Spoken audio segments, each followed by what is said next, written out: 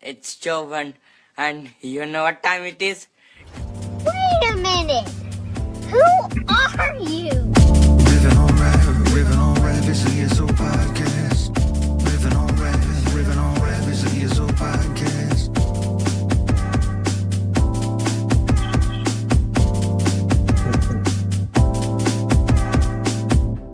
I got some skateboard buddies. I got some skateboard buddies. Beep, beep, beep, beep, beep.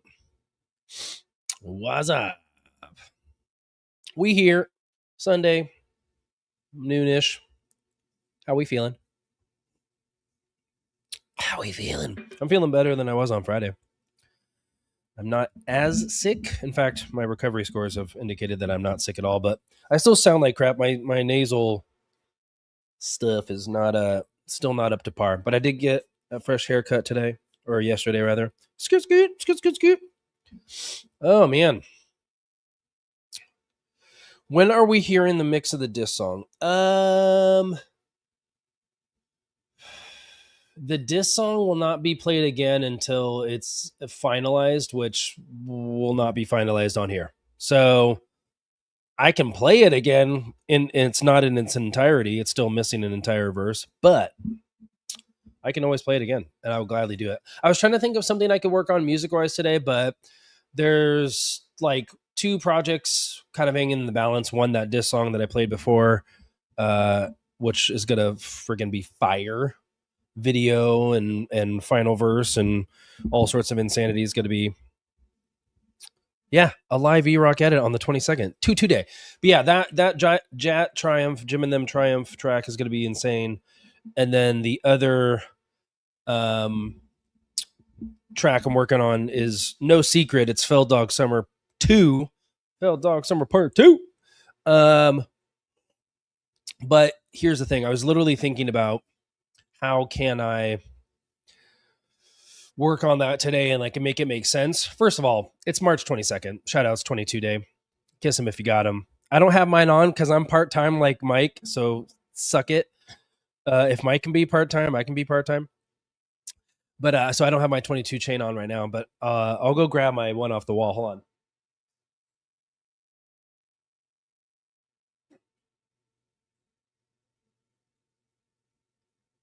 Collect the whole set.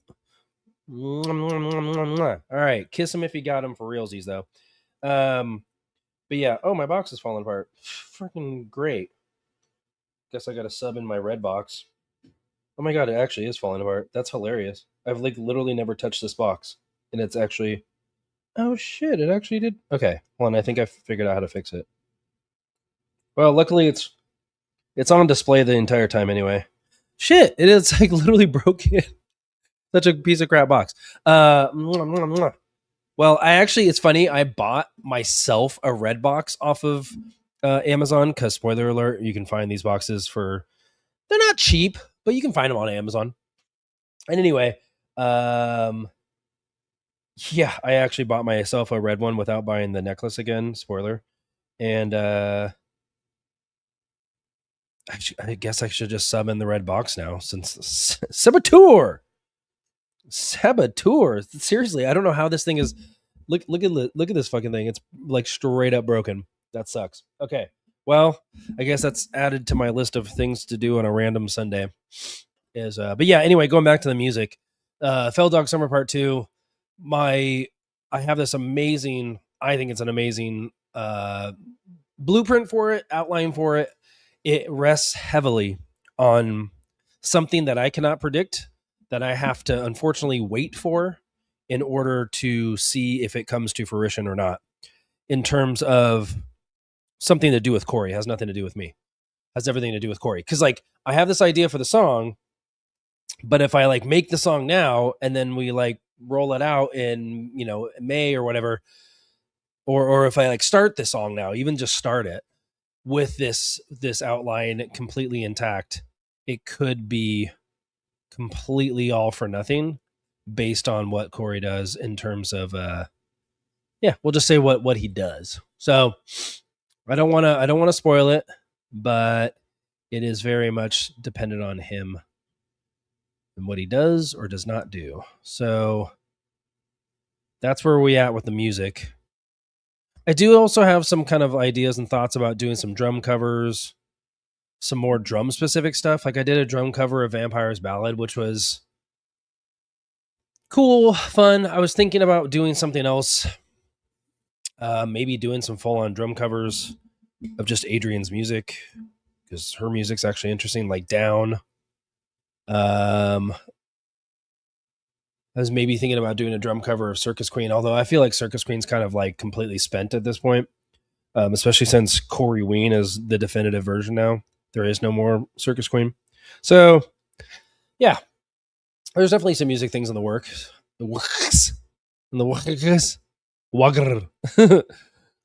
Riff. Wagr. Sorry, I'm still tripping over my words because I'm still getting better. I do need to put out some shorts on the old YouTube.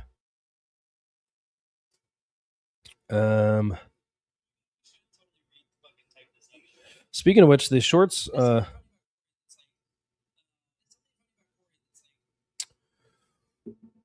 shorts that we've been putting out lately have been doing pretty darn well, which is good. In fact, we put out like six shorts in the last couple days.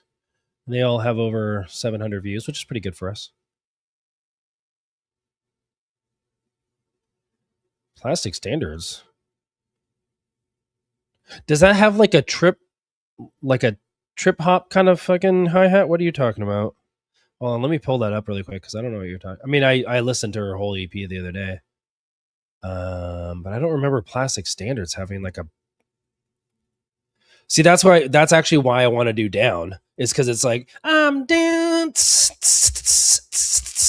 I'm down. It's like crazy friggin' hi-hat. Doug. Shut up, Doug. Oh, I forgot I'm on my wrong account. No commercials. Let me pull this in real quick. Does this really have hi-hat on it? What you talking about, Willis? Just remove that for now. Let's bring it in. Bring it in. All right. Let's listen. We are told that we should look a certain way. Right. But in no True. Cute ass toes. Cute ass toes. Pretty face and slim waist. Oh yeah, so it's like the trip hop fucking bullshit. Yeah. Now they're telling me to eat. So what's cool about that is From my birth, we you are can do it told live. That we should But the thing is, it actually turns out really boring, and I'm going to show you why. And look a certain way, but in no cute ass toes, pretty face and slim waist. Yeah. So I fucking love this shit.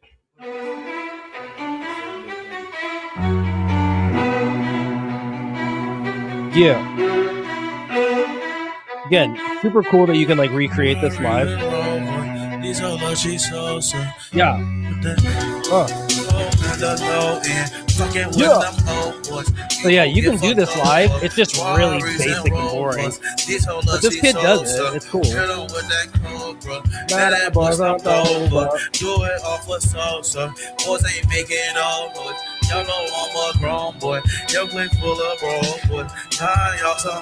yeah, good example right there. It doesn't really take talent per se. I mean, I'm not saying this guy's like not a good drummer, but it's more just tricks of like brr, brr.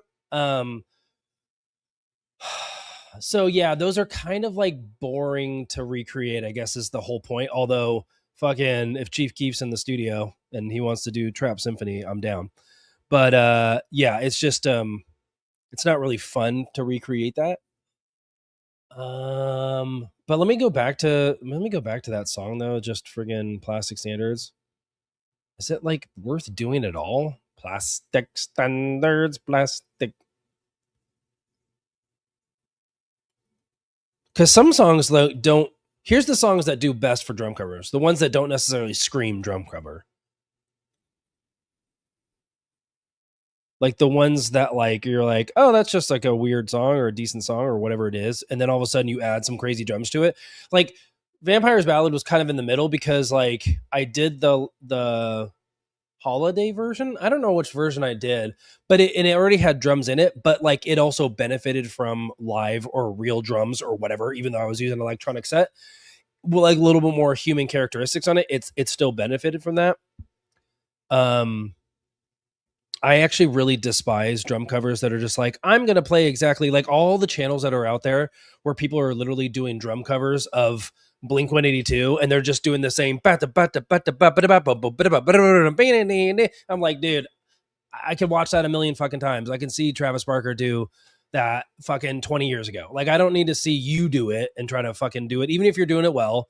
Even if you're doing stick tricks in the middle of it, it's not really interesting to me. What is interesting is taking a song like I actually had this idea for a YouTube channel a long time ago, which was taking songs that didn't have drums in it, popular songs or even popular artists that maybe had a little B-side on their album that didn't have drums on it. And like putting drums to it. Like one of my favorite examples, and I do still have this on demo, is in fact Bubble actually has this and has it on a CD that I just gave to her when it was like, here's all my weird CD stuff that I've done over the years and digitize it. And she did, or I was doing One Man Can Rule the World from Big Sean. It's like one of my favorite friggin' songs of his. And I literally just put drums to it. And it's just a piano song. So kind of like this, maybe that could work. I don't know, but I wouldn't copy. I guess I say all this to say I wouldn't copy the weird fucking hi-hat trip shit. That we should look a certain way, but in no cute ass toes, pretty face and slim waist. Now they're telling me to eat and dance and curves. Tell another. Now what I would do is this could be a cool one, especially with the woodblock clicks. This could be a cool one to do some fun hi-hat stuff, like single hand, ding, 1, 2, 3, some triplets kind of things, or like a shuffle basically. And then maybe travel around the toms or something.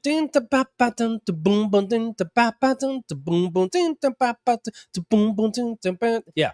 Again, taking something that's already there and then kind of expanding upon it. I definitely like that. I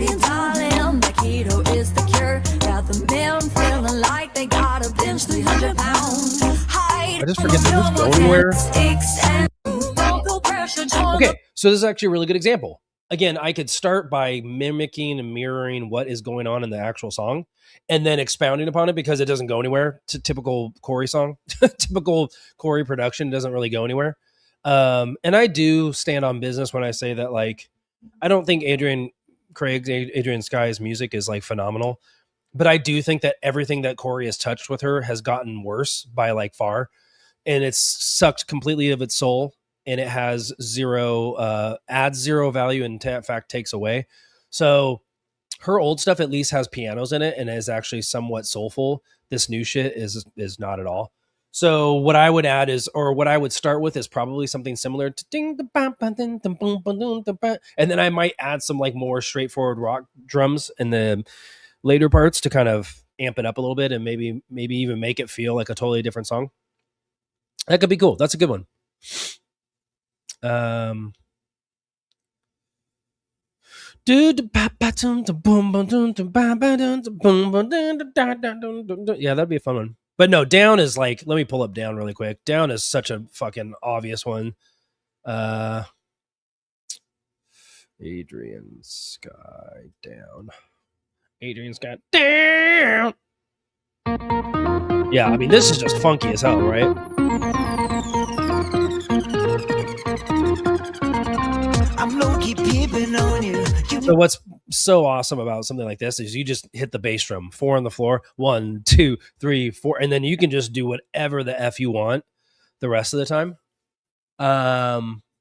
Yeah. No, I mean, you can literally just hit the bass drum, and then I can just be doing all sorts of weird cymbal stuff. I can be doing all sorts of weird tom stuff. I've actually already kind of run through this a couple times and made it I think pretty much made a blueprint of like how I would want to structure it. So like this first part pretty much be similar with some fun hi-hat. Did he just look at me? My mind just playing tricks. Wish I was good enough, but I'm sadly out of the. And then basically as this, yeah. So when it brings in the snare, then I kind of bring in the snare as they do, but I'm still doing my weird hi-hat, boom, boom, boom, ba, and I'm just throwing in the snares. So again, I'm mirroring their bass ick bullshit, and then I'm adding some stuff on top of it. You think I'm throwing shots? I just want to make it funky. In this game where I get played. This is such a straightforward. He's really blown my mind. Should be evaluated, but I really need to unwind.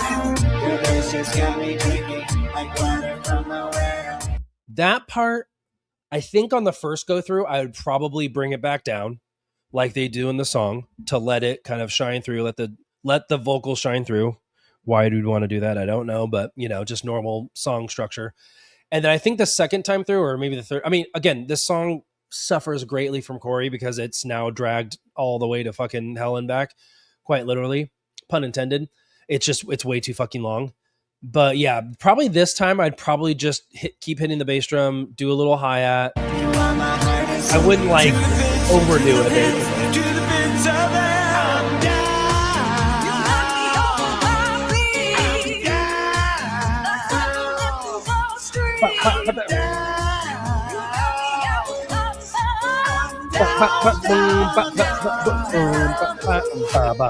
So yeah, I mean, there's like some cool stuff we can definitely do there. So again, I like that idea, but I think if I were to do that project, it wouldn't just be a one-off. I'd almost want to make it like EROK plays with, and it's like this Vampire's Ballad, and yeah, maybe Plastic Standards or something like that. It's like a trio, but it's like all in one go. Just to kind of up the stakes a little bit. I feel like if you're going to do something random like that, you kind of just have to up the stakes and not just do a normal boring, like, hey, I did a drum cover. I mean, it was fine for Vampire's Ballad because it was so in the zeitgeist and so being covered by AI, Jim's AI throughout the holidays. It was like cool. And it was so on everyone's mind. If I were to pull something random out like this, I would probably want to... Nice, picking out the sense. I would probably want to do something grand, a little more grandiose, like EROK plays with, you know, like they do those freaking, I love those videos where they do the entire discography or an entire album of somebody all in, like, I mean, it's not really one take, but it's all in like one video.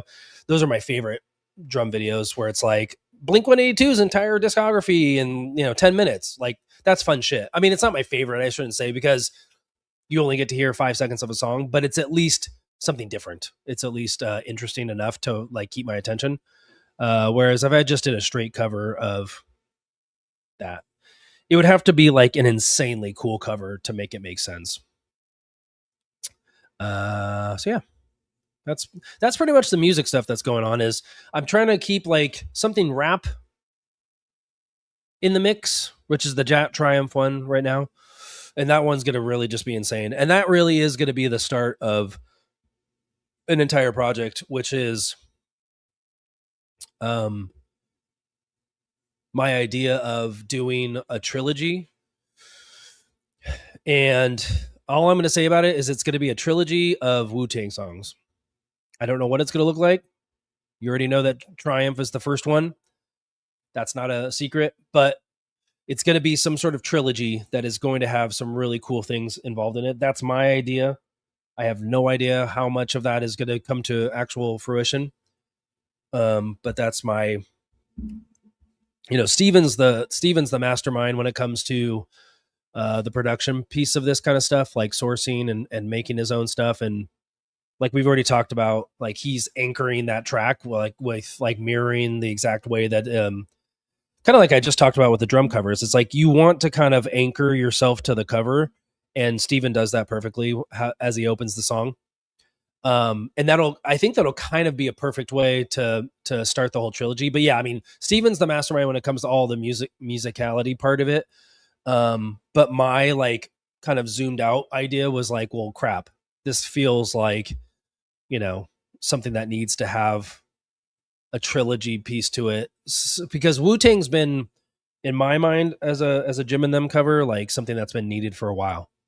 Like, in fact, my original idea, which again, I'm not going to take credit for at this point because it has not come to fruition, is, I'm not even going to say it. I've already said too much. But yeah, I mean, basically, once Steven, I guess my point is, once Steven made Jat Triumph start to work with MC and I was like, oh crap. This like feels like it's got to be something bigger that we can like really expand into a whole thing. Plus, I just like the idea of kind of nerding out on like Wu-Tang was all about like Shaolin, slums, like was all about comic books. And so my idea was like, let's turn it into a trilogy, a movie trilogy, a cartoon trilogy, an anime trilogy. Like let's, that's the way that the videos should feel. That's the way that the like whole vibe of it should feel. And so let's just lean into that Wu-Tangness, if you will. The Wu-Tangity, if you will. Wu-Tang-a-tang. Ungawa! Fucking Dave Chappelle. Just bringing out my Dave Chappelle shit. I'm on my bullshit. So yeah. Anyway, rap thing is that Jet Triumph. Drum cover thing would be, I really do want to do something with Adrian's music. Just because I feel like there's some untapped stuff. Like Down is a really good example. When that song came out, no one liked it. Oh, thanks, Keith. The Wife 'Em Up. Yeah, that's a good one. That one will definitely be. That one's got some staying power. Like that one's definitely like not going anywhere in terms of Jim and Them music for sure. That one's definitely not going anywhere. Some of the songs I've done, I feel like I did some Fuck Jake Perry songs in the past that will never really come back around again. Mostly because of my advancement in terms of, Jim actually said this to me the other day, which was a super nice compliment, but basically he said that like every single verse I've done has gotten at least some version better over the year, whatever it's been, year and a half, 2 years. So yeah, I do think that some of the songs I did back in the day, it just can never be revisited because they either sound like crap because I was using literally a corded microphone for my AirPods, or like the production sucked because I put way too much effects on it and tried to produce it myself. Wife 'Em Up actually is, I believe, if I'm not mistaken, the first time. Yeah, in fact, it is. It's the first time I sent bare vocals to Jim and he produced it. That's why that's kind of like the start of, and that's true too. I mean, he came back around because he ended up being the Feldman of the year this last year. Jake Perry did. If you're out there, Jake Perry, fuck you.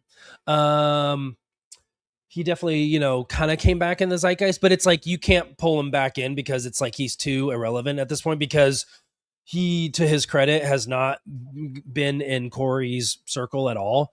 He's just some random turd who does Whiskey A Go-Go gigs. And, he's not really trying, unlike HDM, who's trying to actively participate in Corey's life on a regular basis.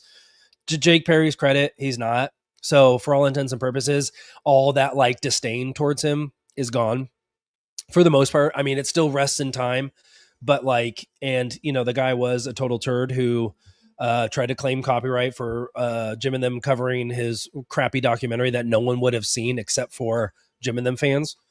Oddly enough, or interestingly enough, Jake Perry actually released that documentary on his own channel. It is available right now to go see on Jake Perry's turd of a YouTube channel.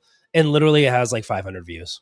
And like Jim and Them's review of his documentary, albeit poking fun at it, has like between a couple of different videos that straddled it, probably like 50 to 70,000 views. I mean, it's like, dude, what are we talking about here? So, but yeah, you're right. I mean, that whole time has kind of come and gone. And that's just kind of what this kind of music is, right? Parody music. It's moments in time. I do think there are some things that have staying power. I think Wife 'Em Up, again, was a turning point for me to use a real microphone. In fact, you can see in the video, I'm using a real microphone. In fact, it's actually not even this microphone. This is a Shure, kind of a mid to basic level Shure mic, but it is better technically still than the one I even used for Wife 'Em Up. but like that was a turning point. That was me sending stuff to Jim putting it through a nice editing equipment. Again, I now mostly go through Steven because Steven has like insanely nice equipment and has like real analog equipment that has like shit that you just cannot recreate on digital. But yeah, so that was a turning point. So RiFFin Up's a really good example. But yeah, I mean, Jim was like super nice to say like, hey, you know, things have gotten better, you know, even if it's just incrementally, right? Whether it's the sound, the pacing, the fact, you know, the certain vibes. So, cause I asked him for feedback on my Jet Triumph track.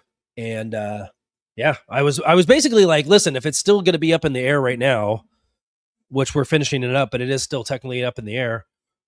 Do I need to like redo my verse basically? And I gave him a chance to say, yeah, maybe we could do. And he was like, no, man, it's fucking awesome. Like, I think the whole thing's dope. So yeah, that was nice for sure. That was really nice. And so I do think I've gotten better. It's nice. It's fun to go back and listen to other ones. I think I did some insanely awesome shit with Bubble. I think there's some really cool stuff with Bubble that still lives out there for sure.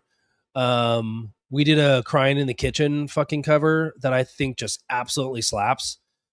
Fucking Dave Blunts. But again, Dave Blunts is another humongous. Hey man, sorry, I was trying to sneak this in before. I know you're going live later today, right? I would assume the normal time, an hour-ish from now. Hail, humongous. Humongous. In fact, since you popped in, let me pop in your channel link into my chat here. But yeah, what was I saying? Something about music. What was I saying? Something about rapping, dapping, mapping. Oh, that's funny. What was I saying? I was saying something about music. And I got all distracted with humongous.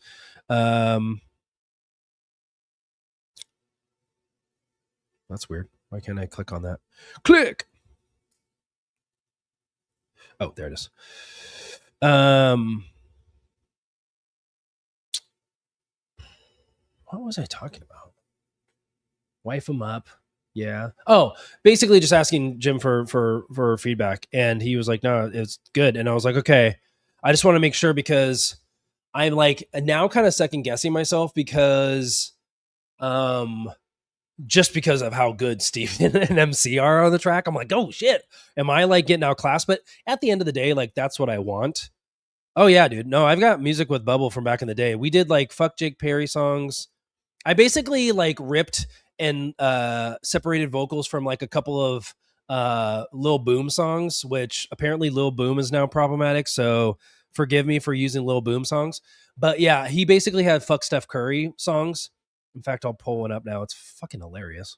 And I was like, fuck Jake Perry instead of fuck Steph Curry. And it worked out perfectly. And yeah, I was like, this is just fucking perfect. Apparently, Lil Boom, problematic. Why is everyone problematic?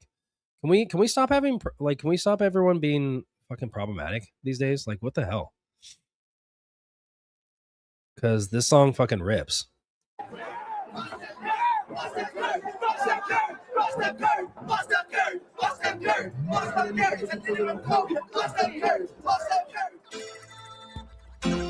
Yeah, man.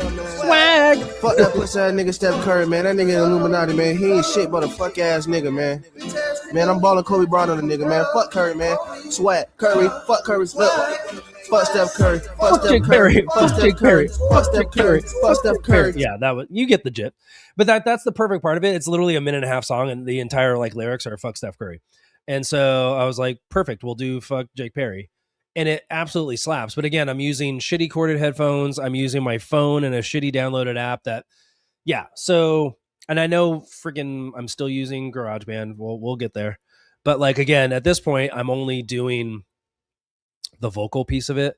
So I'm not even bothering trying to do like the rest of the production, which I don't think I should be doing on a regular basis anyway, because I'm just not there yet in terms of ability. Hopefully, eventually.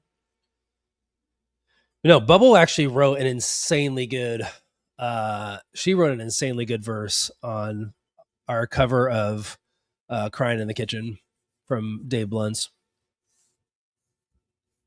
No, I know. But I mean, it is like, you can't take yourself too seriously if you're using GarageBand.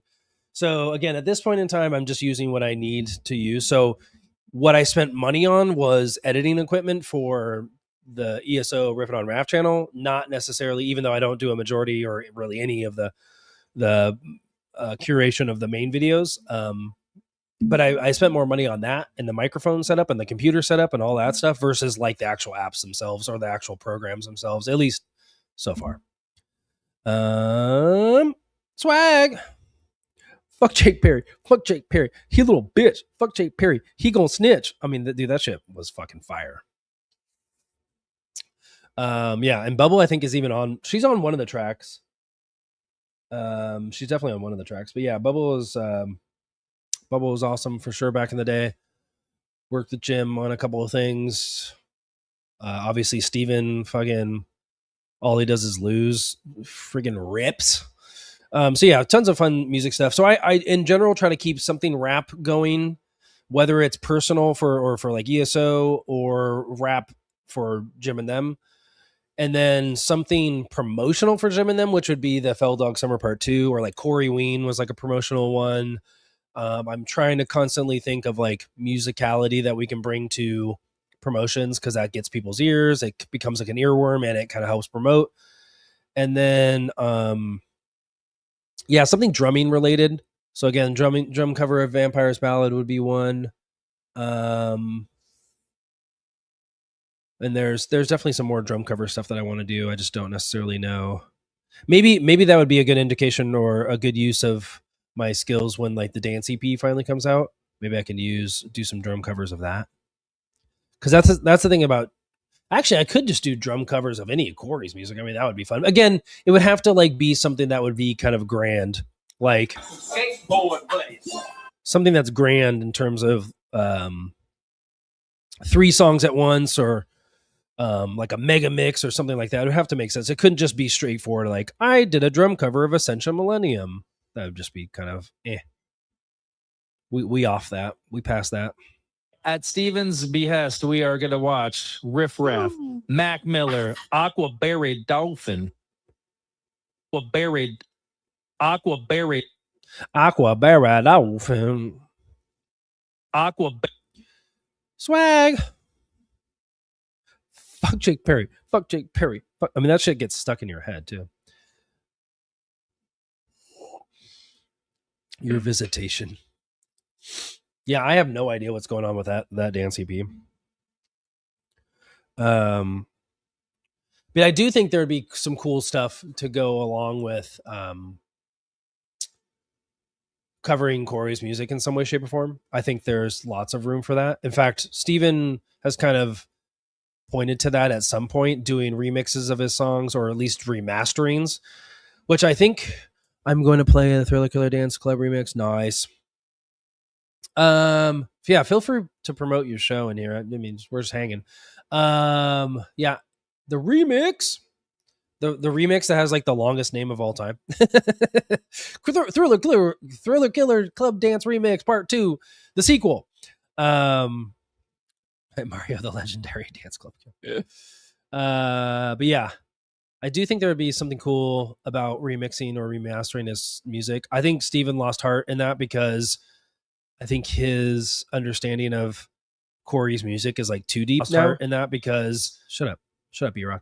I think it's like too deep now to where he's like, damn, this stuff just sucks. And like, it's hard to like redo or remaster stuff or even edit or remix things in any way, shape, or form when the base material just sucks. It's kind of like the quote unquote argument / interaction I had with MC on the last stream that I did, where I was recording vocals for the cover of the redoing basically of the vocals, the rap part and whisper rap part for Comebacking for Dancing with Ghosts. It's like you can only try and do so much for source material that sucks. And yeah, but that's the thing. It's like you make funny and like interesting and outlandish, outrageous remixes or covers, but like that are good. It's like trying to take something that's bad. You can't, what's this phrase? You can't shine a turd. So trying to, I guess from Steven's standpoint, to take Angelic to the Core, this insane 22 song double CD, to try to take those songs and remix them because Corey buries his vocals. I think that's Steven's thing, is like Corey always buries his vocals in the mix, and the mix itself is just awful. But like to try to remix those is pointless because they're horrible songs. Like, and the only good song on there, or the only two good songs, are Go For It and Essential Millennium. Both are produced by completely different people. Go For It being Mike G, and Something Dixon, did Essential Millennium. So yeah, making your own version of things and actually making them good is different than taking the actual source material and being like, I'm going to remix this so you can actually hear the vocals. It's like, and I know Steven already did that for a couple of his songs. And again, I think he just lost heart. Yeah, no, I mean, exactly. But like, it'd be cool if you like could remix them and actually make the songs better, but there's no helping, you know, fucking, I gotta break free. I gotta break free. There's no helping that because it's just a crap songs. Okay, well, EROK is a completely different thing because he takes bits and pieces of songs and puts them into a mashup and like actually puts talent and like musicality to it. So he takes bits and pieces from the kitchen of Corey's music and then whips up his own dish. That's different than taking the sheet pan out of the oven from Corey and being like, oh, I'm going to like now add some onion and garlic powder to this already baked turd and from the oven, right? Weird analogy, but yeah, no, EROK does some great stuff for sure. But he basically completely transforms it, right? You know, so, which is kind of my goal with like the drum covers, would be to completely transform it. You still hear the original song, obviously, but I give Plastic Standards, for example, a completely different vibe because I'm doing like stadium rock drums on it or something like that, or like funk drums on a jazz song or jazz drums on a funk song. It's like you're kind of messing with the mind a little bit, which is what EROK does perfectly. I'm down. Aquaberry Dolphin. Speaking of which, I'm going to reverse it. Strike that. There's a lot of dolphins in that. Yeah. Yo, flip it, whip it, bam, yeah. Yo, flip it, whip it, bam, yeah. Can you work it? We got a big old raft. Let me twerk it. Jody. Oh, why did I say it like that? That's like a nothing burger of a short, but it's pretty funny. Jody. Oh, shit. Drip. Okay. Look at that Aquaberry Dolphin. Jody. Yeah, we'll end it with a Jody. Jody. Give him something to look forward to. Jody. Jody. You got a big old raft. Let me twerk it. Jody. So yeah, for those of you who don't know, I don't know how much of a secret this still is, or not. RiFF's like actual like team reached out to us. I think we mentioned this the other day. We were going to talk about it last night on the stream, but we didn't have a stream because Onk is sick. Shout out to Octavia, my love. So yeah, she's not feeling well. So I gave her my sickness from 1,000 miles away. Anyway, Riff's actual like IG account like reached out to us. We actually sent Riff our version of Nintendo and said like, hey, love you guys, like love Riff, and sent him our version of Nintendo. And literally like a week later, we got this message like, what's your phone number? Riff wants to talk to you guys about an idea. I was like, shit, what the fuck? So yeah, basically they reached out and said, hey, fly out to Florida, do an interview with Riff, and like we'll make you a part of the like street team or whatever. Like it was basically like, hey, you guys are obviously like cool and down with Riff. You know, here's our kind of like olive branch of, you know, we want to offer you like an opportunity to have access to Riff, which is like insane. I mean, that's an insane offer. That's like really, really, really cool. Like really cool. However, unfortunately for 3 people who live on the West Coast that all have, things and no, we're not going to do it. Not right now. We're not going to do it right now.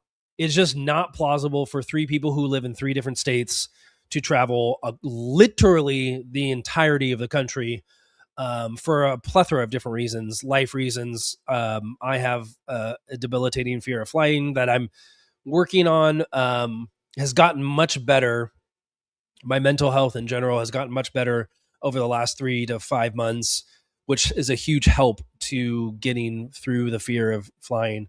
All sorts of vertigo issues and inner ear issues and stuff like that, in addition to some mental health stuff that I was going through. So anyway, fast forward, it's not really possible right now, but we want to make something work. So we're going to reach back out to them, offer to do some sort of online interview. And I think we do have a lot to offer in terms of, we know Riff very well. We do. I mean, something about our channel caught their eye, right? I mean, just the energy, the fact that we're talking about Riff, the fact that we're trying to keep his lore and legend alive and kind of keep it going. And I think Riff appreciates that. And so, I mean, just Edits by Tones was in our live chat the other day. That's the guy who makes, this Aquaberry Dolphin video that I'm chopping up shorts for. The dude made the video. So there definitely is something really cool going on where Riff and his people, we've even had a couple other people reach out to us and kind of hop in live chats where, so we're getting their attention in a really good way. And so, good energy provokes good energy. So I think I think it's, we're riffing on RaFF. That's the whole point, right? We're riffing on RaFF. It's not like shitting on RaFF or making fun of him or anything like that. But yeah, exactly. So like, we're definitely going to offer to do some sort of online thing. We do want to make it unique. Obviously, they're going to have some questions that they're going to want us to ask Riff. We obviously want to promote his music and any kind of new projects that he has coming out. And we definitely want to start integrating ourselves and our channel as a part of his street team. Sure. Absolutely. Like, for sure. Like, we want to promote him as much as we can. Absolutely. The amazing thing about Riff is a sense of humor. Yeah. And that's the thing. Like, Riff's been in our comment section since day one. And I kind of had to be reminded of that. That like literally he gave us clarification bars when we first started doing, like, when we first reviewed his version of Nintendo. Again, that's way before we even made our own version. So yeah, like Riff's been about riffing on RaFF. So good things are happening for sure. Definitely exciting. Again, a cross-country trip for 3 people who live in 3 different states with 3 completely different life situations, not necessarily plausible at this point in time. However, hopefully in the future, we can make something happen. That being said, too, we do live in 2020 dicks. And so we know that online things are very, very doable. I think we could make a really fun, interesting... I think what we're going to be able to offer, and what I want to offer them, is that we are going to be able to have a really cool, unique, very Riff, on-brand Riff interview that we can help brand and help kind of promote, and then hopefully some sort of collaboration vibe for something that could be posted on both channels. I think that's going to be our other ask. In the era of crazy interactions, I just got asked to do an interview with some business magazine in California. Yeah, there you go. My buddy Blackman. Is it Blackman or Blackman? I don't know. Recommended they should talk to me. Scared shitless. Well, that's the thing, right? It does get scary because you're like, oh shit, like something kind of big is happening. But then you just remember like you're doing something that you are putting out into the universe on purpose. Oh, Blackman is a superhero. Nice. Love it. I have no idea. I'm totally like naive when it comes to all that kind of stuff. So yeah, just act like I don't know anything you're talking about and you will be correct 99.9% of the time. But yeah, I think in general, it's like, you can't, cause like even Ankh like, oh man, what the hell? I'm so scared. Like Riff is reaching out to us. That's scary. But it's like, listen, you're putting it out there for a reason. You're putting it out there with the creativity, the love, the passion. And if I've learned anything about these kind of endeavors and these kind of projects, is that it'll be 99.9%, 99.9% of the time, it'll feel like nothing's going right or you're doing it all for nothing. And then that 0.1% of the time, it's going to be like something amazing. And that it really does turn into Eminem, like, you know, you better lose yourself. You got to just lose yourself in the moment and just go for it. Because if you start like overanalyzing or being like nervous about stuff, you're just going to mess it up. And so, yeah, to me, it's like, it's just not plausible physically or financially to go cross country to interview Riff. But the fact that that's even been asked is like insanely cool. And then it just becomes like, okay, what can we make actually happen right now?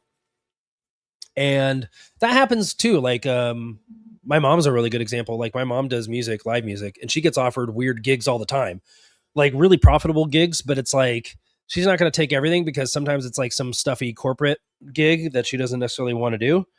But every once in a while it turns into a really cool thing where it's like, hey, come do the blues festival, or come do this big function, or come do this really cool thing on a freaking boat. Like, you know, so it doesn't necessarily mean you have to be open to every single thing that comes your way, but just know by putting out really good energy and really good productivity into the universe, things will come back to you. And when the right opportunity arises, like, you got to pounce on it. So yeah, that's my speech for the day. The more you know. And but yeah, it doesn't necessarily mean like everything's gonna be like perfect. But yeah, it would be really cool to like, I mean, here's the thing. It's okay. Here's a good analogy. It's like Jim and them. Jim and them already do you know, end of show, what's your endorsement, right? If they could be getting some sort of incentive from an actual sponsorship to do those things that they're already doing, like if Mike is really passionate about this certain sandal brand, and like somebody actually would pay him or give him free sandals in order to promote them, why? That's just a no-brainer to me. And it's the same thing for us. Like, we're already promoting Riff's new stuff. So why wouldn't we want to be a part of a street team? Even if it didn't change anything about us, other than we are technically like getting some information maybe earlier than others or something like that. Yeah. Yeah, totally. Heck yeah. No, it's true. I mean, you just gotta, I don't know. The fake it till you make it is probably one of the most like true statements of all time. I've used that so many times in my life, and I can't think of a time when it hasn't worked out for me. Like, hell, even being a personal trainer kind of worked out for me. I mean, I've been a trainer now for over 15 years. And when I first started, all I really did was pass a test that I paid a handful of money for to get some study materials. I didn't know what I was doing. I didn't know anything about, other than the stuff that I used for the test. I didn't know anything about human physiology or anatomy. I was completely new in a game that like people usually are 5, 10, 15 years into the game. And so I faked it until I made it. And, you know, fast forward now, and I've had a pretty solid 15-year career of personal training and have had lots of success and all sorts of stuff. So yeah, that's the thing too. I mean, there has to be some sort of fake it till you make it in everything we do, because you're never going to be 100% an expert. It's like my rapping stuff. You know, you just get on the mic and you mimic some kid you listened to 20 years ago, which is why all my rap sounds like stupid 90s, early 2000s stuff, because that's what I'm used to. But yeah, you just, I don't know, you just get on and pretend like you're super freaking good at it. And then one day maybe you actually are. But I think confidence does go a long way. And that's a good point, is yeah, confidence does go a long way. Not only for like their perception of you, but your perception of yourself. And ipso facto, you actually become better by thinking that you're better. Yeah, for sure. 100%. 100%. 100%. We're just going to play the game. 100%. Oh, shit. Bro. Drip. Ah. Okay. Look at that Aquaberry Dolphin. That looks so real. Ooh.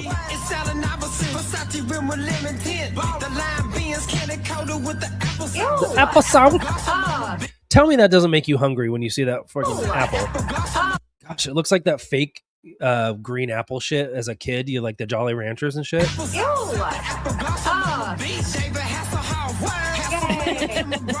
I love sounds beautiful. Oh, that was a basketball thing. I know. That's the Oh, shit. shit. Look who it is, the white Wesley Snipes. Rocky Byzantine, my attitude is Charlie Sheen. Nice. Shout out to Charlie. The rice out. I think that's got to be the end of that one. That's so. She's so cute when she says the rice out. She's so cute. The rice out. Onk, we miss you. Hopefully you get better soon. I don't know if I want to hear myself giggle there. Let's see if that works. The rice out. Perfect. I don't pass the ball. Rip.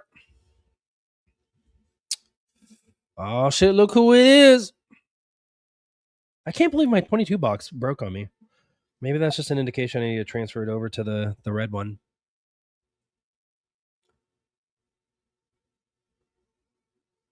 I was actually going to put a poll in the Discord today. The Jim and Them Discord about, are you serious? Green apple's your least? Dude, I'm a sucker. I'm a like little go blow your pops. I'm a sucker. I like fake grape and I like fake watermelon and I love fake green apple, dude. I'm such a weirdo. I don't pass the ball. Yeah, I think something that's really lacking from not only like new generations, but like my generation, even still, is like this idea that like it's okay to fail. I think everything is like set up now to where it's like if I'm not gonna like completely be perfect at it, I'm not gonna even try. And I think a lot of things are really missed when that blue is not a flavor, sir. Blue is not a flavor. You fucking retard. What's wrong with you? Blue is not a flavor. I don't pass the ball. But no, it's yeah, you gotta be able to fail, and it's okay. But yeah, fake it till you make it, I think, is a real big thing. Maybe I don't know. I feel like that's part of why I struggled a lot in my late teens, early 20s. Is that like my sister knew exactly what she wanted to do coming out of high school and college, and like my dad had this idea for us to like go into advertising like him, and I kind of tried to sort of walk that line, and I just couldn't. It didn't fit for me, but I was like, I felt lost, but I also felt like I was letting him down, or letting her down, or letting everyone down, or letting myself down, and I think that like that has worked really well for my sister for the most part in terms of finances.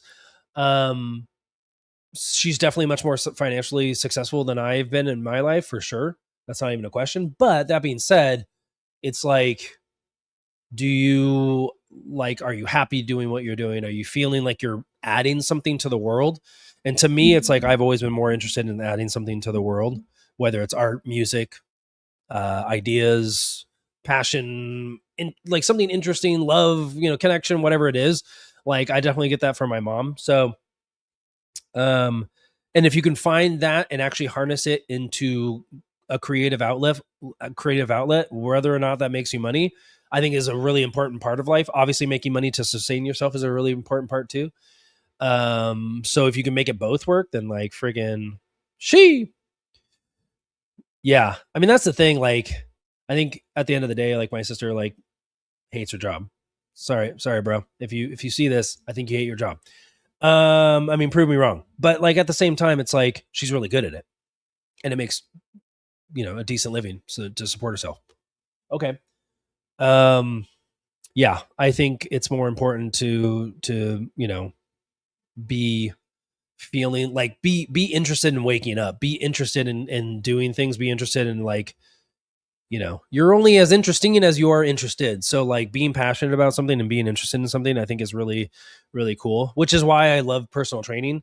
And again, it's been able to like sustain me as a career. It's been able to pay the bills. It's not like been able to like, get me off to Maui or anything, but like, I really am passionate about health and wellness, and I'm really passionate about seeing other people gravitate towards that. So that definitely helps for sure. Whereas like when I worked at Starbucks, it was quite literally a paycheck. I mean, I loved Starbucks when I first started there, because when you first start, you're like talking to people and making coffee for them. And then fast forward, you're just like slaving over a schedule and dealing with 18 to 24-year-old pipsqueaks, idiots who are, complaining about fucking time off. My film speaks. Yeah, that's a great point. What's up, D-Rock? Let me put your link in the chat here, since you guys are going to be doing your 500 subscribers. Congratulations on that 500 subscriber live stream tonight. I'll try to stop by if I can. I think that's also why subconsciously I'm doing this earlier today, because I know Humongous is going live. I know Frames is going live. I know Max is going to go live later too. And so yeah, I'm just doing this earlier today. Do. David Hasselhout. All right, there's a link to your channel. You get a link, and you get a link, and you get a link. So yeah. Anyway, what are we talking about? Just being happy. I don't know, being productive. I feel like if I died tomorrow, I'd want to be like, did I feel like I added something to the world? I don't know. Like, that's my legacy. Like, I'm not gonna have kids. I'm not ever gonna have kids. But like, and I feel like a lot of people, that's their like legacy for the world, is like, oh, I have children that are gonna like carry on my name and, you know, blah blah blah. For me, it's like, are people gonna remember me that like I added something to their life? And, you know, not to get too woo woo about it, but it's like, you know, did I make them, I don't know, did I make them better? Did I make them think about something? I don't know. It's, you know, that kind of thing is interesting. Did I make them smile, laugh, think, cry, whatever? Story living room with trampoline. Because it's so big it took the major Okay, you're gonna get struck. I don't like to drive a You're gonna get struck. I fucking Who's love the this beat. girl? I'm not We're getting talking. struck. We're talking. Fucking talking right on top of it. You waited way Yeah, too we're long. talking. No, we're talking right up. It's definitely like just an AI Ken and Barbie doll. What the fuck? Just an AI. I don't pass the ball. Definitely like just. Definitely like just an AI Ken and Barbie doll. What the fuck is that? No. Look at that! Look at that collar. It's so weird. I don't know. It's AI. Yeah, I don't think AI knows exactly what I it's. know. I saying. We think talkie AI is talkie. What did I just do? The fuck? That's That AI almost looks like a mix between Mac Miller and Riff Yeah. Raff. I think it's kind of supposed to be. I feel like it is. I don't know. As it's then turning it And it into just the gets Aquaberry pretty Dolphin. real a creepy. really, really real looking dolphin. Also, I don't know if You you tell missed me it. that's not a real dolphin? No, Are you he's fucking definitely with me? standing in that. He's definitely standing up in that booth. That's not a half human, half dolphin hybrid. That's definitely in dope shades. In dope shades.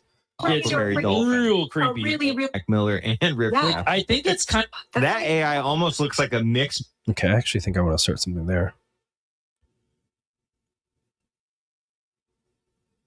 That AI almost looks like a mix between Mac Miller and Riff Shout Raff. outs, I edits, think it's kind edits of by supposed Tones. to be. I feel like it is. I don't know. As it's then turning it And it into just the gets Aquaberry Dolphin. real A creepy. really, really real looking dolphin. Also, I don't. Samples and stuff, and Riff was It's his, bro. That's a really good dolphin, Steven.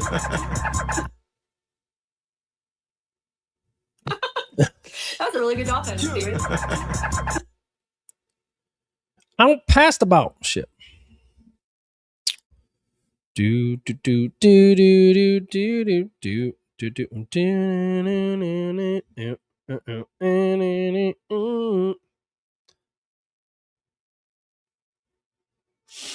Oh man. Speaking of health and wellness, on Sundays I prep food, so be prepping some food later on today. Man, I tried really hard. I don't even know why I say try. I thought I was in the mood for chicken earlier last week before I got sick. And so then I bought a bunch of chicken breasts. I thought I was buying one package of like cheap on sale chicken breasts. Apparently I was buying two. So I have like so many chicken breasts. I'm going to have to like give some to my mom or something. But I like made all this shredded chicken. It ended up being really dry and really gross. And I literally, I couldn't even eat. I tried so hard to force myself to eat all of it. The only thing that's been sounding good lately is just eggs, man. Just breakfast, eggs, and freaking veggies. Veggies have been sounding really good. I feel like when your decisions go towards healthy things are happening. So like when veggies start sounding good, you're doing something else good. So like exercise can help spark that just by going on walks and doing some basic like exercise stuff. You can literally get your DNA at a very like base level to be like, you know what, so sounds good. Things with nutrients in them. So I'm definitely still craving. I cannot deny that I'm craving veggies and eggs.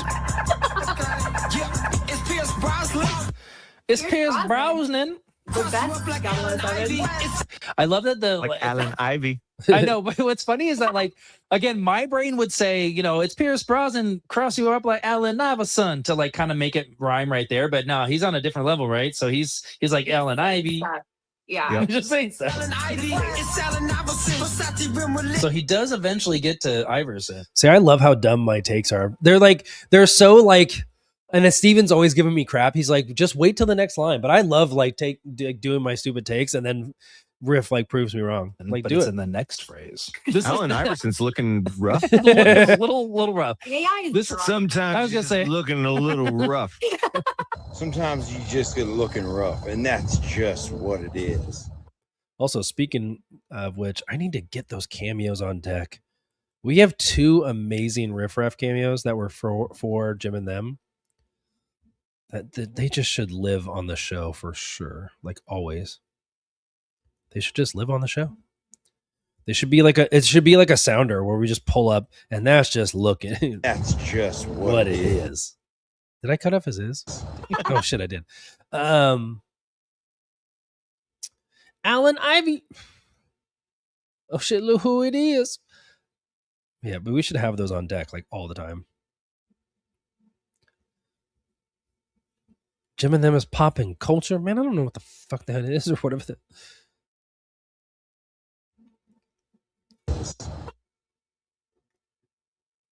What it is. Perfect. Alan Ivy. Man, I wish this nasal shit would fucking. Man, I feel like I actually might be sicker today than I was yesterday. Dang it. I feel like I bounced back yesterday and maybe tried a little bit too much. I might have tried a little too much.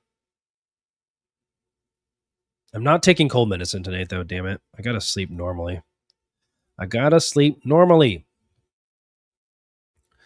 Some website is pop culture. Oh man, no, those cameos are just gold, and I just have them buried on my laptop somewhere. I just need to keep them like on deck. Like they're too golden to not have like on a regular basis.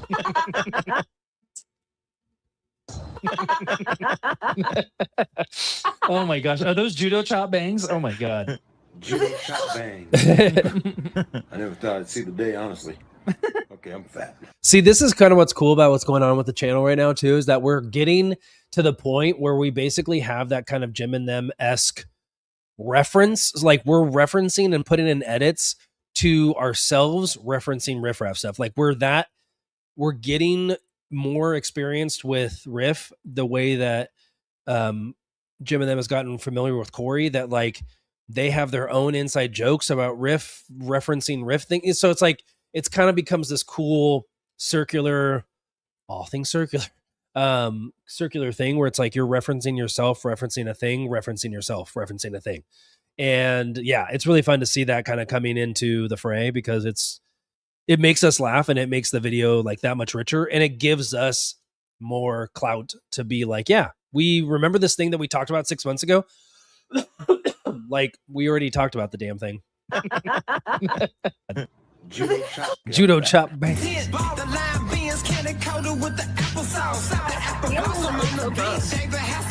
I know. Remember Baywatch? Classic. Oh man, Yes, used I to know. I love. love It Baywatch. was so great. Okay, let's clip that before we do the intro. So great. Yeah, we'll just clip it like right there. Again, kind of like Zoop says, leave a little something, something. Oh Classic. man, Yes, used I to know. I love. love It Baywatch. was so great. Perfect. Yeah, we'll just leave a little wanting a little mo. Give me some mo. Give me some mo. Do. But yeah, that going back to that whole fake it till you make it thing, I think hard work is a really big part of that, because faking it doesn't mean not doing it. Faking it means do it and just accept that you might not be perfect at it, but like do it and do it consistently. I do think consistency wins out. Consistently working hard on whatever you're doing, and that means checking and adjusting, being willing to pivot. But like, if you believe in something, work hard at it, and that 10,000 hours BS will come true. Like, it is real. I mean, that's a real phenomenon. And so you know, if you're passionate about something, put it in hard work. It is weird. I do think there are certain occasions where that does not work. Like specifically with music, I feel like there's people with music that just will never get it. And that's just a weird phenomenon of how music kind of lives outside of the realm of structure sometimes. Like there is structure with music, obviously, and music theory, and there's tons of structure there. But I feel like music specifically, like some people can practice all the live long day, you know, purr, and just never get it. Because a lot of people don't do it at all. So it's not being fake, but something, yeah. Learning on the fly, I think, is a really good way to describe it. And being willing to learn on the fly instead of never doing something just because you're not perfect at it. Again, who in the heck are we to say, three random white people from the West Coast, who are we to say that we're experts on riffraff, a freaking Southern rapper who has extremely deep ties to hip hop culture, Southern hip hop culture, and is now on the East Coast. You know what I mean? Like there's nothing in our repertoire or like our friggin' cachet that would ever like give us any kind of clout, but we just decided to make ourselves experts. And that's just exposure, and just trusting in the process of just like, we are interested and fascinated by this person. We are going to make ourselves experts on this person. And he is out of Florida now. I don't know if you were here, Derek, when I mentioned that Riff Raff's camp actually reached out to us and was like, because we messaged him on IG and just sent him our version of Nintendo, our little freestyle that Steven and I made and Ankh made the video for. And we reached out to him and sent it to him to say, hey man, we're fans, blah, blah, blah. And he's been in our comment sections. Like the Jody High Roller YouTube channel has been in our comment sections several times before.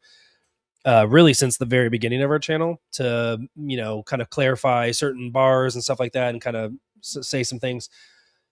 And yeah, they actually officially reached out to us and were like, hey, we'd love to bring you out to Florida, or like bring yourself out to Florida. Like they didn't offer to like fly us out there, but they hey, get yourself to Florida and you can do an interview with Riff and talk about his new music.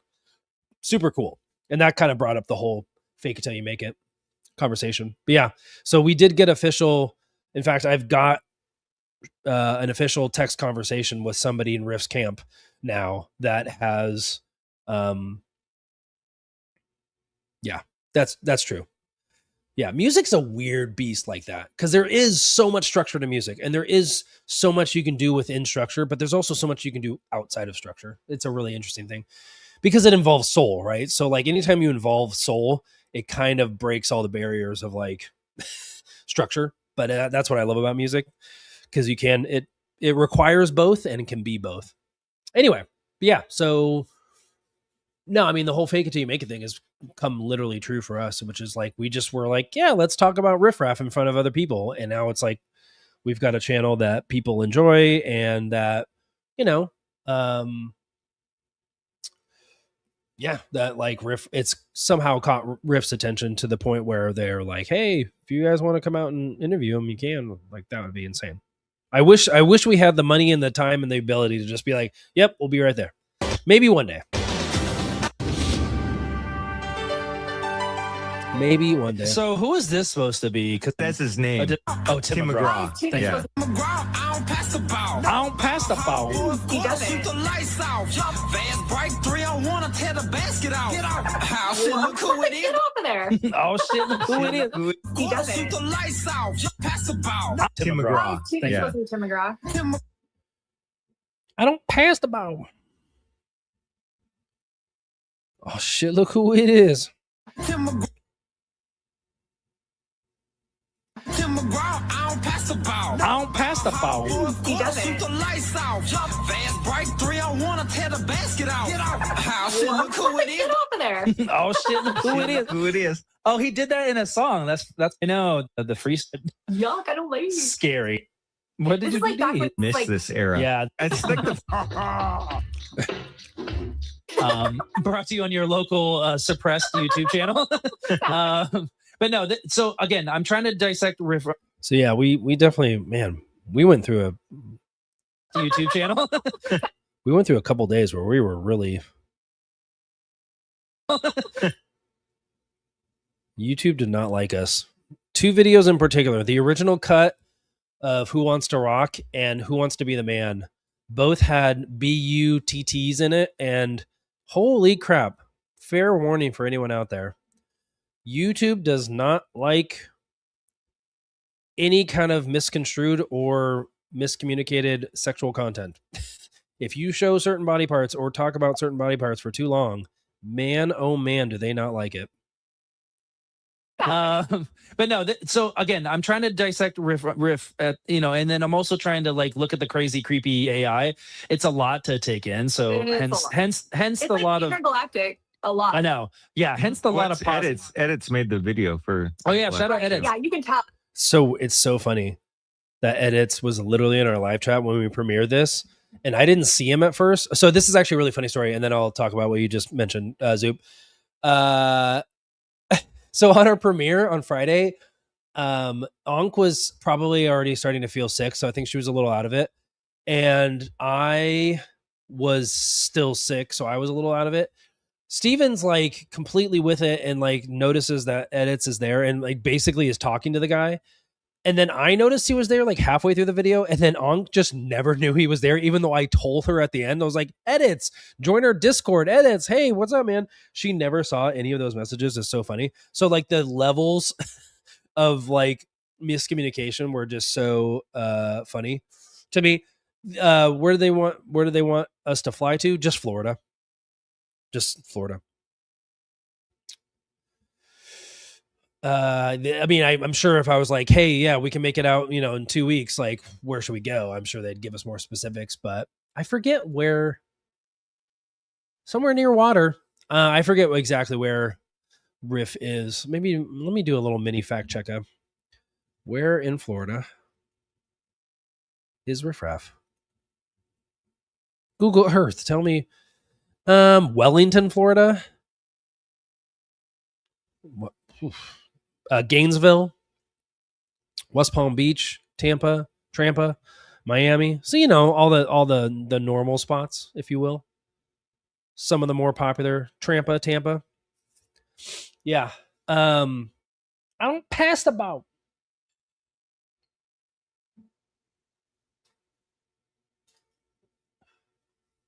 Oh, that's what it is. Okay. Oh, it just tore the cloth off. I can repair that. Okay. Sorry, I'm looking at my 22 box. I can repair it. So, I mean, it would be crazy because we would have to pay for it. That would be insane. And then secondly, again, it wouldn't even be plausible for me, but like, let's just pretend that like, okay, I can't go, but they can go. It would cost money, and it would not be feasible for a couple different reasons. Work would be one of them, like actual job stuff. A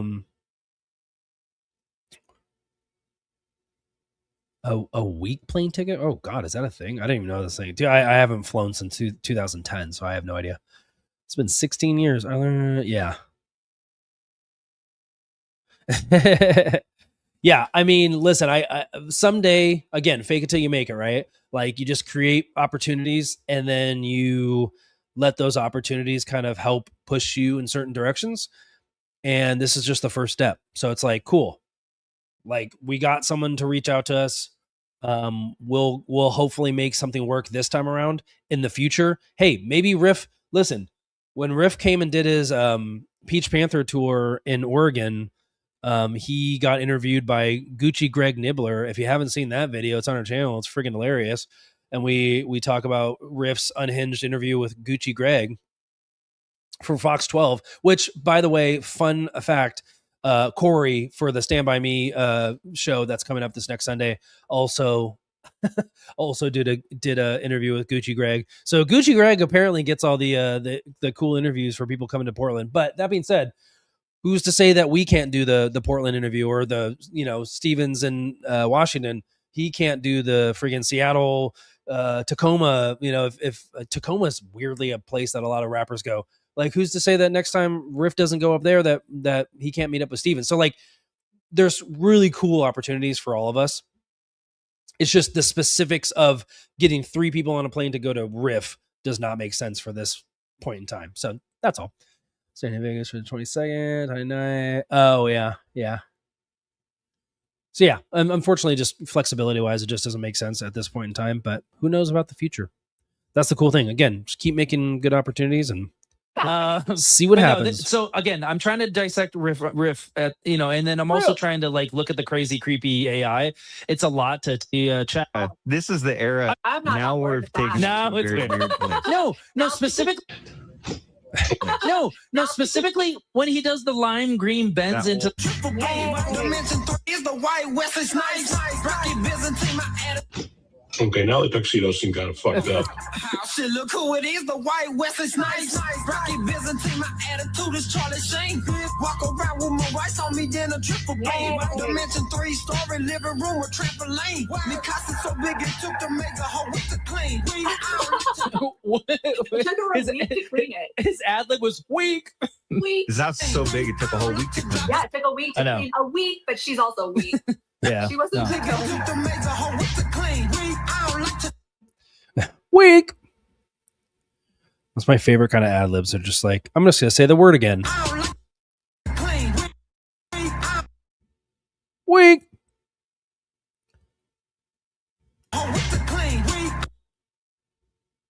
I do like ending shorts on the same word that we just talked about. That's always fun. Speaking of creating opportunities, there is actually something I need to go do today. I need to go do it after this. I forget. For some reason, God, I just got really nervous. I thought it was like 5 o'clock already. Okay. I have to go do something. Not right this second, but I'm telling myself out loud that I have to go do something. I don't usually go out and about on Sundays, but I have to go somewhere after this. So I'll try to slide into everyone's lives at some point today. For sure. Just at least say hi.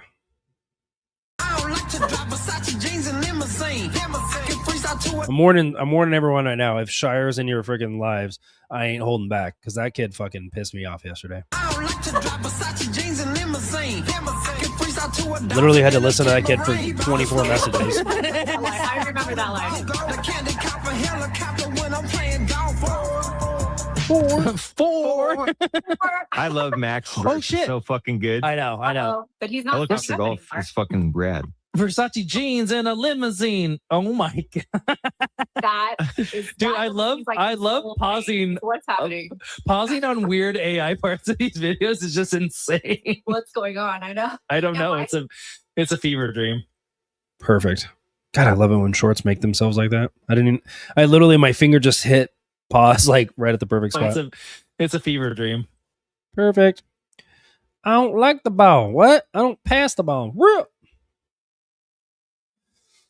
I mean, there's a universe where potentially Riff has heard in the entirety of our Nintendo cover and our Nintendo verse, and like he's heard me rap. That's like crazy to think about. Oh yeah, have you noticed that? Yeah, bro's name is now Shire Beef. Fuck out of here, with the fucking bullshit. That kid is such a fucking retard, and I'm not holding back. I told Jim, I was like, if you want this fucking psycho in your Discord, dude, I'm just a mod here. That's cool. I'm telling you right now, I banned him from my Discord. He's not welcome on this channel. He talked all sorts of shit about this channel, about me. Literally all I said was, hey, sorry for being snarky earlier with my comments. And I literally explained, I was like, you irritated me by jumping into the middle of a conversation I was having with Jim, and that pissed me off. But like, I'm sorry for like being snarky and kind of being sassy about it. That's not okay. That being said, as a mod for Jim and them's Discord, you need to fucking chill out with the fucking soapbox bullshit and stop. You know, this is a conversation we've had with Shire from day one, is like, stop going into channels and rattling off 30 fucking messages. Yeah. And that's what I told Jim. I was like, listen, this isn't about me.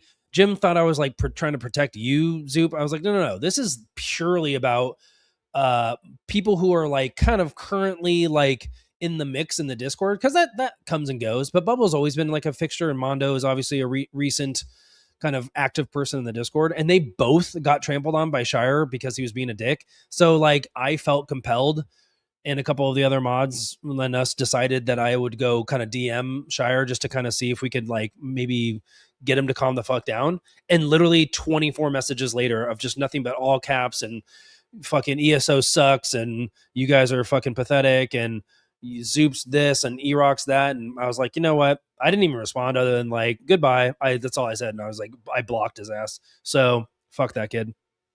I know. And that's exactly what I said. Like literally, I only addressed it for one message to Jim. I was like, dude, if anything, I would love to see Zoop fucking squash his ass. I was like, he does not need protection from me in any way, shape, or form. But for whatever reason, that's what he thought I was doing. I was like, no. I mean, I guess I could see it being construed that way, but I was like, no, if anything, I was protecting Mondo and Bubble, who were catching weird strays from Shire. That's really more what it was. And I do think that anytime a Discord starts to kind of spiral like that, even if it's like a one-off, you kind of want to, at least address it in some way, shape, or form. I prefer to do it behind the scenes. I know other people like to do it in front of other people. To each their own. And again, it's not my Discord, so I don't. Whatever. I just communicated what had happened with the dude. And for me personally, I have no love left for that motherfucker. So like, if he wants to come at me in any way, shape, or form, all gloves are off because, I'm not taking his bullshit because I've thought he's a psycho for a while. And, I'm not going to like necessarily poo poo on somebody I don't necessarily prefer as a person just because if they're a fan, I don't want to like necessarily shy them away or get them, get them gone just because I don't like them. I'm not going to like every single person that likes our channel. That's fine. Please do. Seriously. Like, don't let him get away. Dude, he's posting fake ass pictures of like plane wings. That shit is fake as shit. Like, get on Google and fucking Google image plane wing. Great question, Keith. I think he used to be in the live chats. Yeah, in fact, I know he was. But to your point, like, you guys are way more consistent than he has been recently. And again, it's not worth it to me to have somebody, even if we have like, let's say we have 15 hardcore, quote unquote, hardcore fans that every Saturday show up in some way, shape, or form, right? I'd rather lose one of that 1/15 of our fan base, of our hardcore fan base. Hell, even if it was 10%, if it was 1 out of 10 people, I'm okay losing that person if they're a fucking psycho. I don't care. I'll lose all fucking 15 of them if they're all psychos. Like, I'm only going to be able to put up with so much stuff. And specifically since I have not said anything negative towards this person and they continue to like not only say negative things about me and also kind of weirdly troll me in the Discord, but also say weird shit to me personally in DMs. Like, it's just completely unprompted, completely responded to, just weird shit.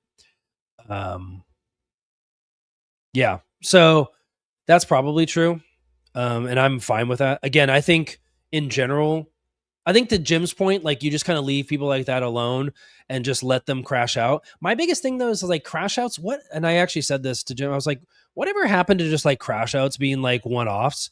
Like, you would literally just crash out at 2 a.m. like Matty O has done and friggin' Shire has done. And like, whatever happened to just crashing out and then just leaving? Now it's like crash outs they just spiral for months at a time. Like, can we please just have a crash out and then just leave?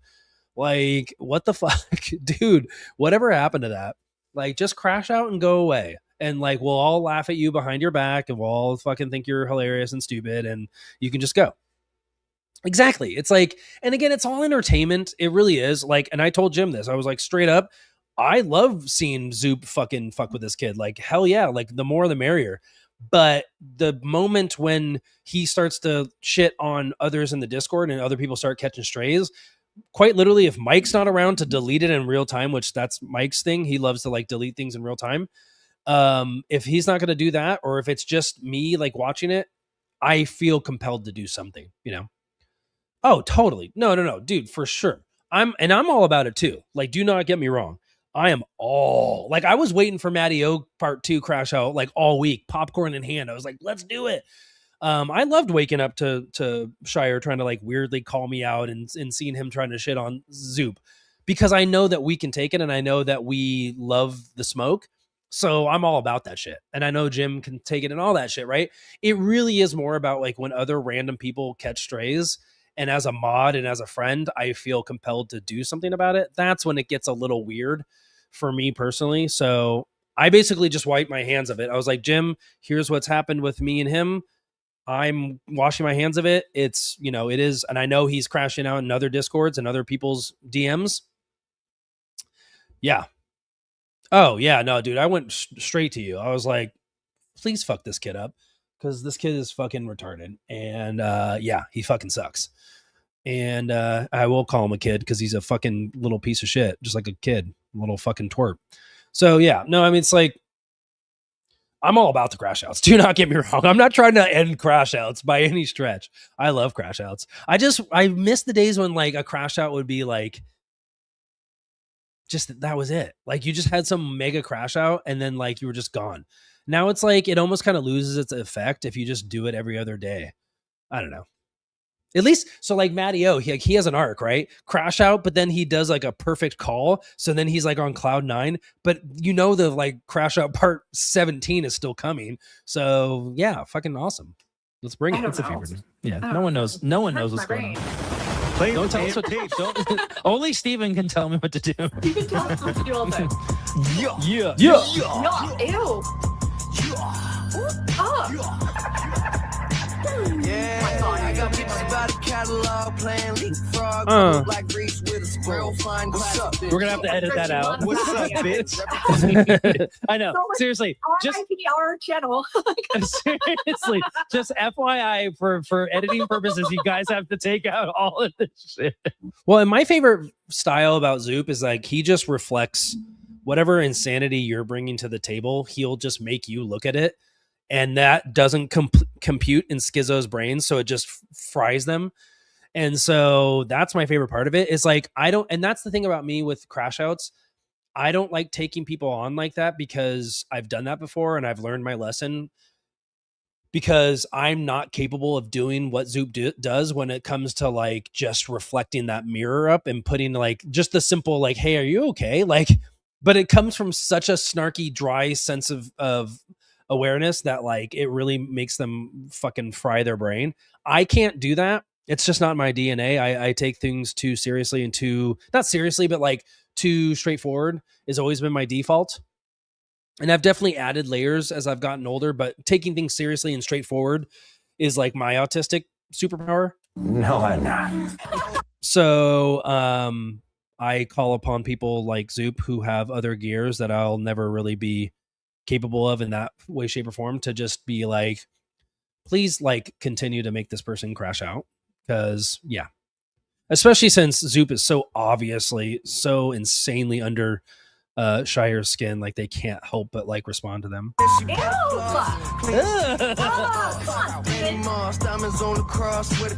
my god, oh Jesus see it at Applebee's. Jesus see the Okay, so Amen. I'm with my face in the bed watching Game of Thrones. Amen. God, though. I don't mean no blasphemy. Jesus see the Okay, so Amen. I'm with my face in the bed watching Game of Thrones. Amen.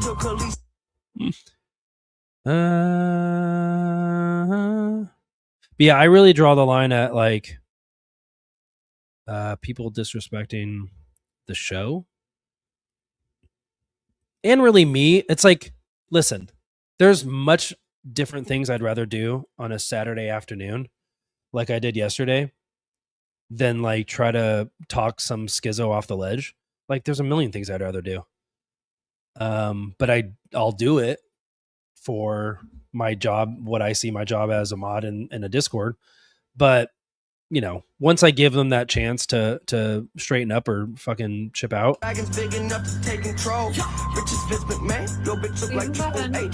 If your choice is to crash out continuously, then I'll let you do it all the long day. All right, ESO. You guys remember ESO? That was fun. Yeah. Put it in a sink. Amen. Yeah, that's It is so pretty cool. I really did like this. So this is a really good example of something I really enjoyed watching, and I really did like his verse, but it was so nasty and so not YouTube friendly that we really couldn't like pick it apart because it was like so dirty. It's like, dang, I wish we could have, because it's a fire freaking verse from Mac. It really is, but it's just unfortunately. Thirsty and I look like pink lemonade. Taste great. Gray eye. Bitch, take a vacay. Bahamas. Bahamas. Haters, AK. Yeah, I got you. That's pretty good. That's pretty, That's the end. Put that Janet Jackson song in there. that's pretty good. That's the end? Haters, AK. Miss Salama. Yeah, I got you. That's pretty good. That's pretty, That's the end. Put that Janet Jackson song in there. that's pretty good. That's the end? I love how we're like telling ourselves now certain edits. Although mine tend to fall on deaf ears because I'm not in charge of editing. So I'll be like, guys, put this thing in. And they'll be like, nah. I'm like, dang it. Every once in a while, my ideas kind of get heard and respected, and my wishes get respected, but not all the time. But I kind of like that we're like telling ourselves, hey, put a thing there. Whoops. I don't pass the ball.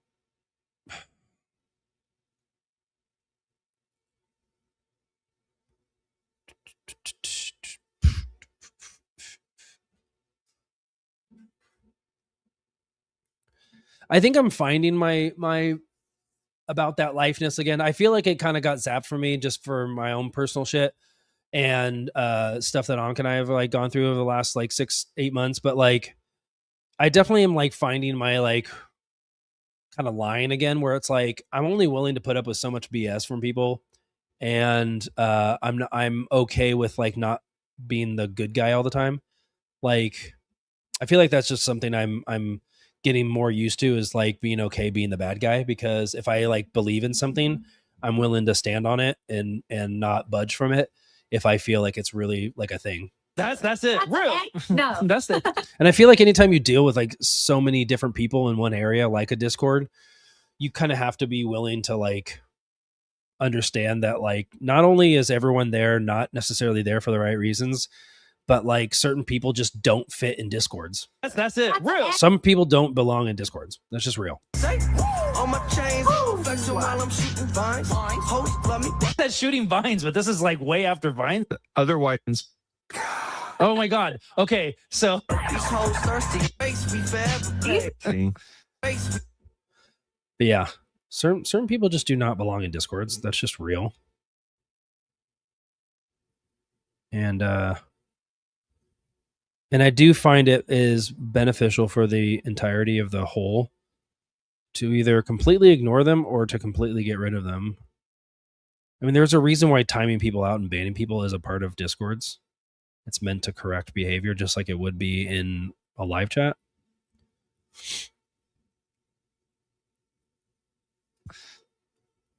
see, What? 14. see. Ew, that sounds weird. I don't like the end of that. 14. Applesauce. The most popular year for Vines was 2014. We'll call this one EROK Learn Something. EROK fact checker. I'm still amazed that like some of the shorts that do the best for us are like ESO does this or EROK discovers that. It's just like weird stuff. I'm like, what? It's like the not clickbaity stuff actually does well for us sometimes. lemonade. Tastes great. Gray eye. Grab your bitch, take a vacay. Vacay. Bahamas. These haters, AK. Yeah. Yeah, I got you. That's a Jesus. great way. That's a great way to end the song. Just scream into the mic. That's That's perfect. insane. Weird. At least put like a DJ tag at the end. DJ Just don't- you just fucking don't get mustard on the beat, ho. Why you just like change? Yeah, put that on a beat. Put No, it's mustard. Mustard on a beat. that on a beat. Why would it be mustard? Catch up. I don't know. Doesn't make any sense. Why would DJ Mustard say mustard on a beat? Come on now, dog. I don't like it though. Come on. Why is this? I think man. she's asking why is his name Mustard to begin with. Why is it stupid? Why is anybody's name anything? That's funny. That's good stuff. Why is anybody's name anything? Nice. Gray eye. I'm like kind of shocked that we're getting so many shorts out of this day.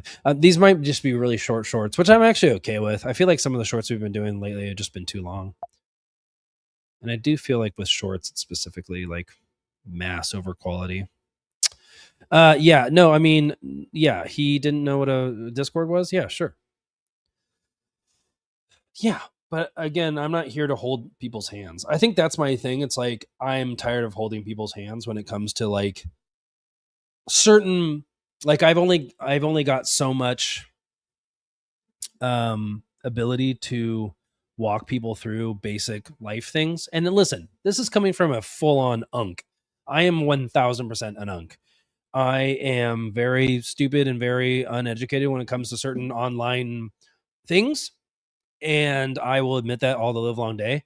But I will also use my resources. This is like when people call into the show and they're like, you know, hey, do you guys know about this and this and this? And it's like, yeah, we do. We just talked about it like 10 seconds ago. It's like, don't put yourself in a situation where you look like a fucking idiot. And like, just have the wherewithal to be like, you know what? Before I call into a live show and ask a question, maybe I'll see if I can Google it really quick. Maybe I'll see if I can email it to them real quick. Like, just having basic fundamentals of like processes to not look like an idiot, I think is a basic function of being a human being in this 2020 dicks age. And bro, selling a plane. Yeah, I mean, that's what he says, dude. I think the whole thing's fake. I think all these fucking I'm going to Epstein, I think it's faker than shit. Yeah, trip status, I need an update. Nice. No, I think it's fake as shit. I think he's completely full of it. I think he's glued to his couch. I think he's high glued to his couch. Who's this Aiden person that just came in?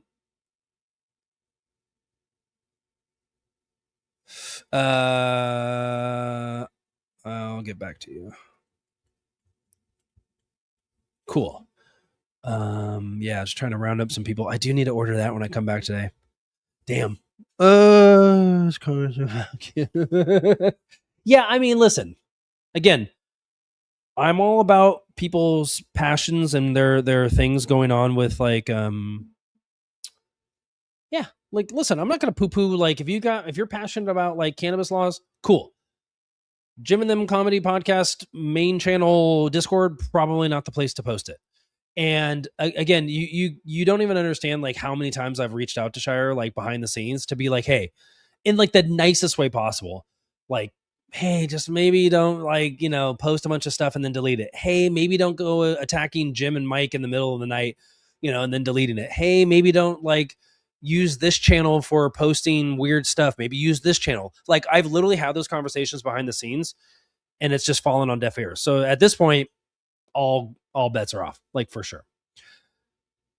Yeah. I call him out because JFK Airport, which is in New York, was one of those images. Yeah, no, I mean, dude, I think the guy's lying his ass off. And if he's not, he better prove it. Like, if you want to just be posting cryptic pictures, like, you better fucking prove it, bro. Prove me wrong, because I'm just going to err on the side of you're just absolutely insane until proven otherwise. Again, and I'll be nice as long as I can, but once you're not nice to me, like, don't expect me to be nice to you. And I was very much tried to be nice to them. Oh yeah. I know. That's what I'm saying. Like, asking really simple, very straightforward, very logical questions just makes the schizo go, oh shit, oh shit. Speaking of schizos, we definitely do want to cover Adam Wayne Bailey on ESO. So for all you Adam Wayne Bailey fans, I do need to run it by Jim just to make sure, like, I don't want to step on his toes ever. And we already do obviously Corey stuff, which he's totally fine with.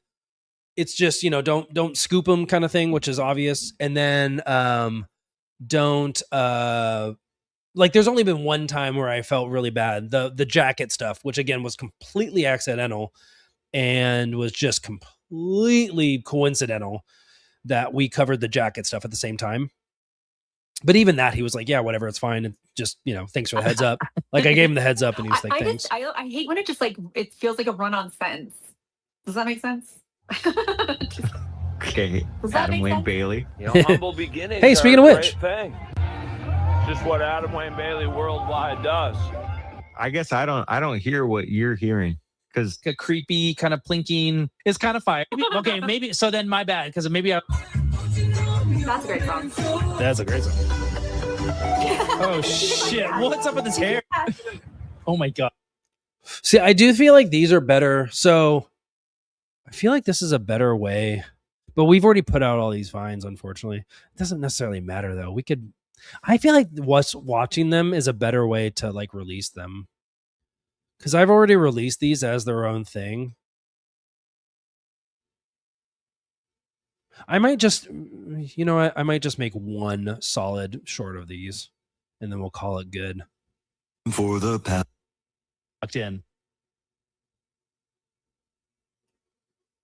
It's time for the palate cleanser.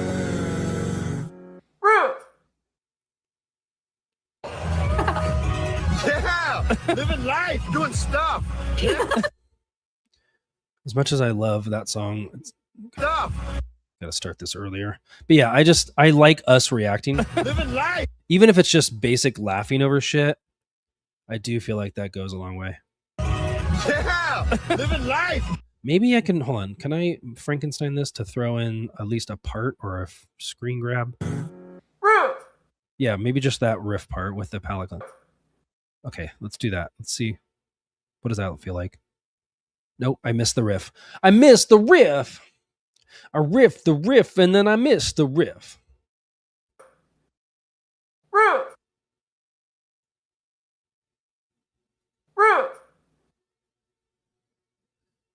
I'm down. Got me on my map.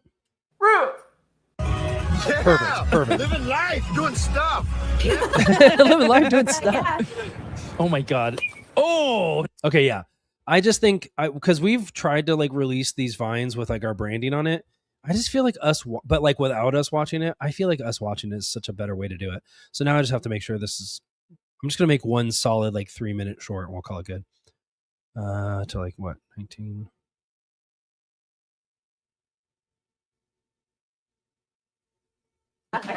Real. Listen, I'm really stressed out. I don't want to talk about it. Shut up, Kelly. Okay, actually, maybe I can make 2 different ones out of these. Hold on, let me see if I can make 2. At a time, baby. It's just one thing at a time. Ah, EROK, what are you doing? I don't know. What are you doing? I don't know. What are you doing? I don't know. But what are you doing? Maybe I'm a schizo. Real Sports. Okay, so let me make this a compound clip. Or wait a minute, this is what I want to do. Follow me. I want to make a copy of this. Copy or duplicate. That's what I want. I want duplicate. So where did it duplicate to? Where did it just duplicate to? Underneath it? Where did it go? Is that it? Oh, okay. I think I found it. Okay. That's exactly where I wanted it to duplicate to, because I'm going to post that to this. We're going to make one compound clip out of this. Okay. And that will be, sorry, sweetheart. One second. That is going to be ESO watch riff vines aqua. We'll just call it aqua 1. It sounds like a freaking 9er 602 aqua 1.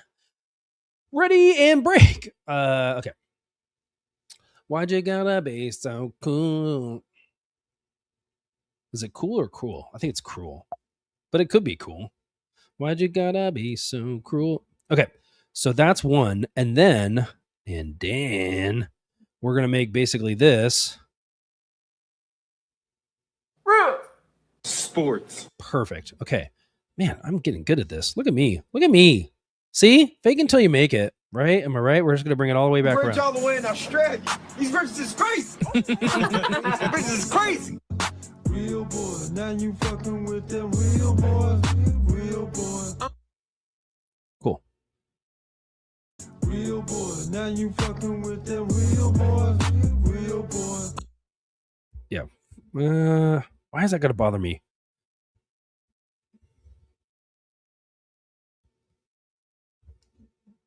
Just don't even want to hear that.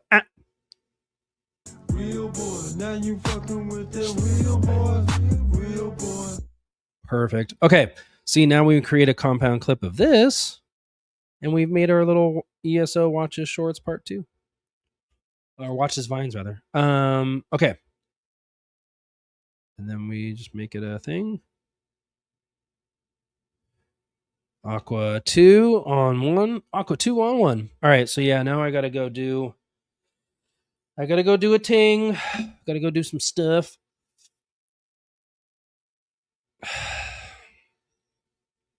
Fucking with the real. The real.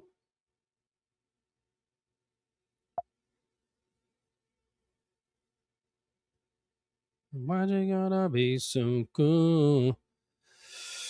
Ooh, I don't want Baylor's gonna be hella confused when he finds out he's in the corners. I know, right? Yeah, so I guess that's the last thing I'll say. Is that I definitely think it'd be fun for us to watch some Adam and Bailey stuff.